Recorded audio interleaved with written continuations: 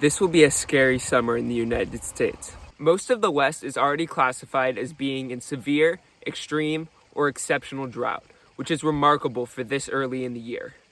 Because of this and previous year's droughts, reservoir levels across the western U.S. are incredibly low.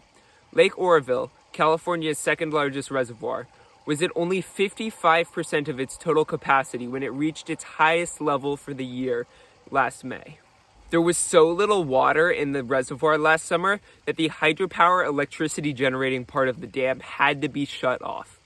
And levels will likely be worse this year. Meanwhile, Lake Shasta, California's largest reservoir, was at only 40% of its total capacity last month. While this is partly because California endured its driest start to the year since the late 19th century, it is also a result of the culmination of droughts that have plagued the West for the last 20 years. California is in the most severe megadrought in the last 1,200 years, and this drought will only worsen without proper climate action. Outside of California, Lake Mead, one of the most important reservoirs for the Southwest, has a water level of only 1,044 feet, which is 150 feet away from being a dead pool, which means water can't flow downstream from the reservoir. While the possibility of the water level getting that low is still years away, we are far too close for comfort.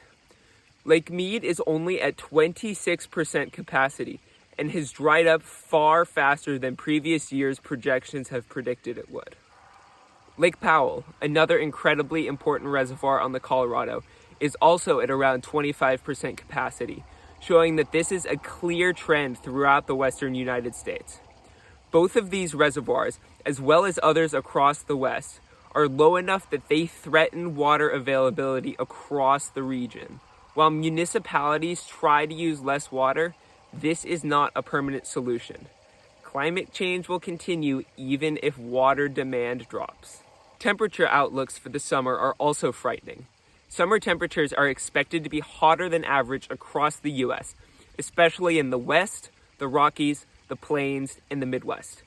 This is the third consecutive La Niña event, which is a weather event that causes precipitation deficits across much of the United States.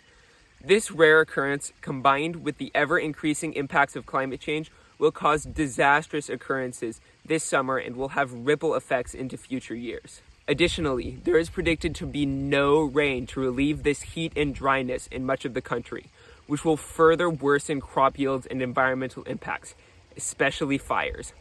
2.5 million acres of land across the U.S. has already burned in 2022, which is more than double the amount that burned last year by this time. New Mexico had some record-breaking fires where almost 900,000 acres of land burned. With fires near 1 million acres in size occurring in each of the last 2 years in the U.S. and worsened fire conditions this year, it is only expected that this trend will continue.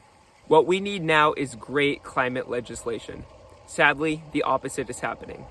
Even though both Democratic and Republican senators have 50 Senate seats, giving Democrats the tiebreaker with the vice president, Democratic Senators Manchin and Sinema have been sabotaging climate action. The courts aren't helping either. Federal courts have repeatedly halted climate action, and the Supreme Court just severely limited the Environmental Protection Agency's ability to limit power plant emissions and fight climate change. The executive branch is also lagging behind, as Biden has repeatedly come up short on his promises for climate action. Additionally, G7 nations just agreed to search for and extract more fossil fuels, even though the IPCC stated earlier this year that no more fossil fuels can be extracted to stay below 1.5 degrees of warming. So, what can we do? Firstly, Biden needs to declare a climate emergency. This will give him more power to enact climate-fighting policies, and he needs to do it soon, or midterms could further restrict his power, and bills like the Real Emergencies Act could stop him from even declaring a climate emergency. As for what you, the viewer, can do, there is a lot. Firstly, during midterm elections, vote for candidates that value the environment and will work to fight climate change. Next, since voting isn't enough anymore, take to the streets. We need to protest and try to create change ourselves if we want to see any success. So much is going downhill in the environment and in the legislative halls, so do what you can to fight for our future. Lastly, donate. There are so many great organizations doing great things, and if you can support them, maybe we will start to see some change.